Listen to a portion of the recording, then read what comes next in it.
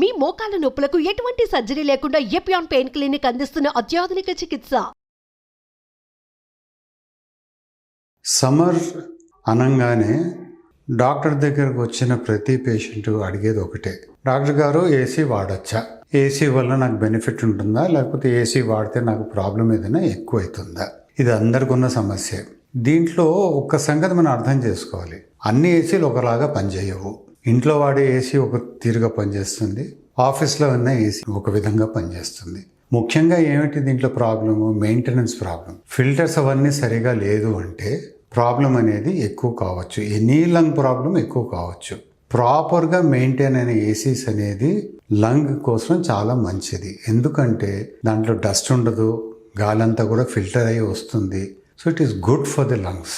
ఒకటే ప్రాబ్లం ఏంటంటే డ్రైగా ఉంటుంది. సో కొద్దిగా హ్యూమిడిఫైయర్ అనేది పెట్టుకొని దాంతో చాలా బెనిఫిట్ ఉంటుంది. సో ఏసీ ఎసెన్షియలీ ప్రాపర్గా మెయింటైన్ చేస్తే it is good for lung health. ఇంకోటి ఏమిటంటే అందరూ ఏసీ పెట్టుకొని 16 degrees 18 degreesలో పెట్టుకుంటారు. బయటికి పోతే 33, 40, 44 డిగ్రీల టెంపరేచర్తో అదంతా పని చేసుకొని సడన్గా ఏసీ రూమ్లోకి వచ్చి అంత చల్లగా ఉన్న రూమ్లోకి వస్తే yes it will cause a dramatic increase in the lung problem అని అంట. ప్రత్యేకంగా బ్రాంకైటిస్ కానీ ఆస్తమా ఉన్న వాళ్ళకి డెఫినెట్గా ఎఫెక్ట్ అవుతుంది. అంటే వెంటనే దగ్గు ఎక్కువ కావడం, లేకపోతే బ్రాంకోస్పాజం అంటే ఆయాసం అనేది సడన్గా ఎక్కువ కావడం, ఇవన్నీ కూడా జరగచ్చు. సో అది ముఖ్యంగా మనం ఆలోచించాలి. అంటే టెంపరేచర్ అనేది 22 to 26 degrees మెయింటైన్ చేసుకుంటే బయట దానికంటే ఒక 10 degrees తగ్గించుకొని పెట్టుకుంటే చాలా కంఫర్టబుల్గా ఉంటుంది. And AC I would recommend for all the asthma bronchitis patients. Asthma అనేది ఏసీ అనేది ఆస్తమా బ్రాంకైటిస్ వాళ్ళకి కొంతమందికి డెఫినెట్గా ఇంక్రీజ్ చేస్తుంది. వీళ్ళందరికీ ఎందుకు అని ఆలోచిస్తే ఇవన్నీ they are not properly managed. AC ఒకటి, ఎయిర్ కూలర్స్ ఒకటి, రెండు కూడా మనం ఒకే విధంగా మనం డీల్ చేయొచ్చు. దీంట్లో ప్రాబ్లం ఏమిటంటే సమ్మర్ మొదలు కాగానే అప్పుడు ఫస్ట్ టైం ఏసీ ఆన్ చేయడం కానీ ఎయిర్ కూలర్ కానీ ఫస్ట్ టైం ఆన్ చేయడంలో దాంట్లో ఉన్న మక్కంతా కూడా, అంటే ఫిల్టర్స్లో చేరిపోయిన మక్కంతా కూడా సడన్గా ఎన్వైర్న్మెంట్లోకి వస్తుంది అనమాట. దాంతో ఫంగస్ ఇన్ఫెక్షన్స్ లేకపోతే వేరే ఇన్ఫెక్షన్స్ కానీ సడన్గా లంగ్లో చేరి అవన్నీ స్టిమ్యులేట్ చేసి ఉన్న ప్రాబ్లం అనేది అగ్రివేట్ చేసే అవకాశం ఉంటుంది. So before using an AC after a long time అన్నిటినీ బాగా క్లీన్ చేసి మేక్ ష్యూర్ బాగా మెయింటైన్ చేసి ఉందా లేదా, తర్వాత కిటికీలన్నీ తెరిచి ఫ్రెష్ ఎయిర్ వచ్చిన తర్వాత అది ఆన్ చేసి తర్వాత తలుపులు మూసుకోవాలి are Windows మూసుకోవాలి.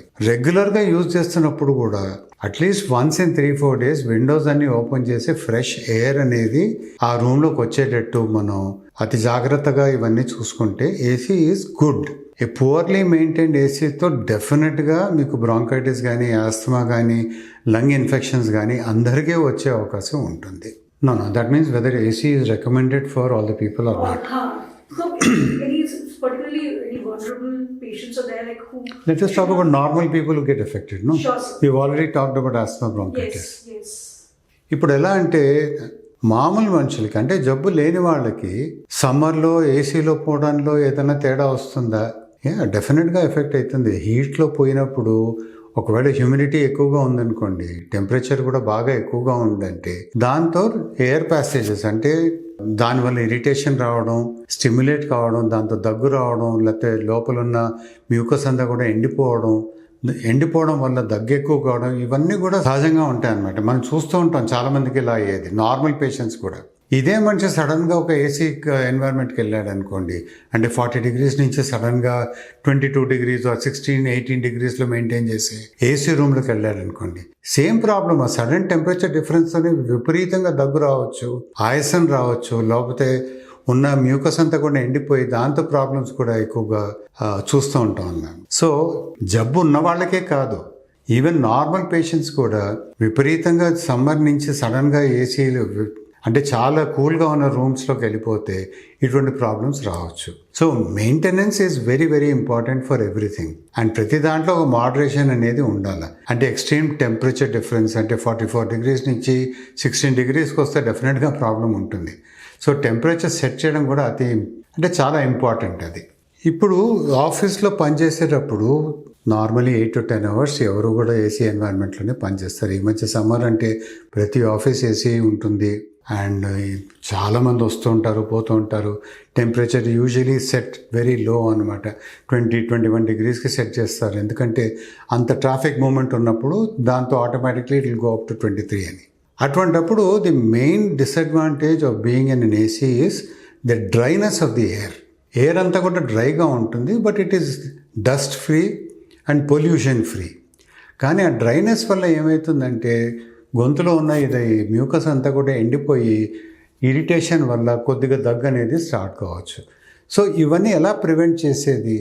You should hydrate yourself. అంటే అవసరం ఉన్నా లేకపోయినా, దాహం ఉన్నా లేకపోయినా you keep on drinking water so that you hydrate yourself. అంటే వాటర్ ఇంటేక్ అనేది బాగా ఎక్కువగా ఉండాలి. తర్వాత once in an hour or 2 hours just go out for 5 minutes, take in some fresh air, then come back. వీటన్నిటితో కూడా ఈ AC adverse effect అనేది చాలా మటుకు మనం బ్యాలెన్స్ అవుట్ చేయొచ్చు. 100% we can't do that in people who are susceptible. అంటే air చాలా డ్రైగా ఉందంటే one of the simplest measures at least at home is ఒక బకెట్ నీళ్లు తీసుకొచ్చి రూమ్లో పెట్టేస్తే that will give you enough humidity to prevent this kind of a problem అనమాట. ఆఫీస్లో వీలు కాదు, కానీ ఇంట్లో రాత్రి పెట్టుకొని 12 గంటలు పెట్టుకొని పడుకునేటప్పుడు ఒక చిన్న బేసిన్లో కానీ ఒక బకెట్లో నీళ్లు పెట్టుకొని ఏసీ ఆన్ చేసుకున్నా కూడా that will prevent the secretions from drying up. Hydration అనేది బాగా ఉంటుంది.